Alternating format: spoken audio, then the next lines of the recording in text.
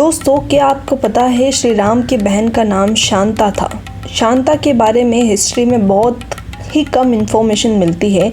हालांकि उसके बारे में कई स्टोरीज़ हैं जो आप लोगों ने नहीं सुनी होगी। स्टोरी नंबर 1 यह है कि अयोध्या के राजा दशरथ की 3 रानियां थीं, जिसमें से एक कौशल्या के पुत्र श्री राम।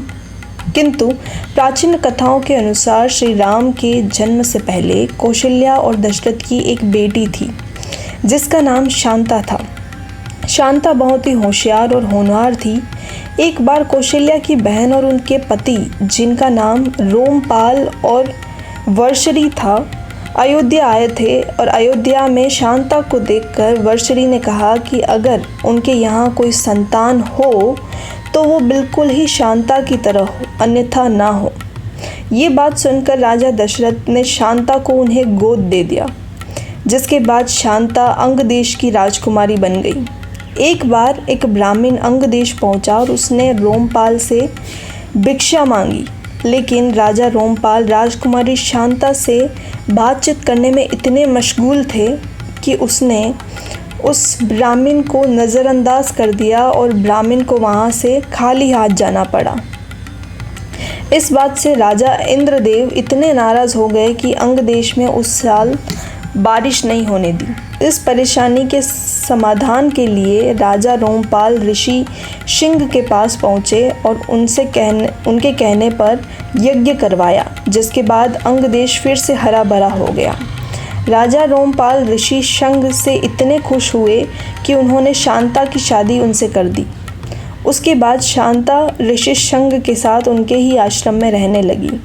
इतिहास में यह भी उल्लेख मिलता है कि राजा दशरथ ने उनकी पुत्री शांता का त्याग क्यों किया, उसके बारे में अलग अलग उल्लेख मिलते हैं। स्टोरी 2 यह कहती है कि एक लोक कथा के अनुसार जब शांता का जन्म हुआ था तब 12 साल तक अयोध्या में सूखा पड़ा। राजा दशरथ ने इस विषय पर कई लोगों से राय ली तो उनको बताया गया कि ये सूखा उनकी बेटी की वजह से पड़ रहा है। ये जन्म के बाद उनकी पुत्री को दान में दे दिया और वो डर गए थे कि जिसकी वजह से उन्होंने शांता को कभी अयोध्या नहीं बुलाया। स्टोरी 3 यह कहती है कि बात उस समय की है जब राजा दशरथ को और कौशल्या का विवाह भी नहीं हुआ था, और ऐसा कहा जाता है कि रावण को पहले ही पता चल गया था कि इनकी संतान उसके विनाश का कारण हो सकती है। इसीलिए रावण ने कौशल्या को पहले ही मारने की योजना बनाई थी। इसीलिए रावण ने कौशल्या को एक डिब्बे में बंद कर दिया और नदी में बहा दिया। किंतु होने को कौन टाल सकता है। और वही राजा दशरथ शिकार के लिए वन में जा रहे थे और उनको वो डिब्बा दिखाई दिया और उसको खोला, और उसी टाइम नारद जी ने उनका गंधर्व विवाह करवा दिया।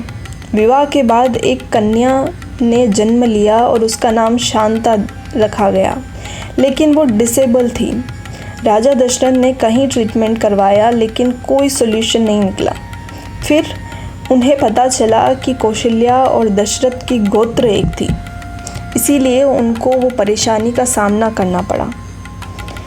उनको ये सलाह दी गई कि अगर कन्या के माता पिता को बदल दिया जाए तो यह ठीक हो सकती है। यही कारण था कि उन्होंने किसी और को सौंप दिया। स्टोरी 4 यह कहती है कि कहीं इतिहास में माना गया है कि वो एक स्त्री थी और कुल को आगे बढ़ाने में सक्षम नहीं थी।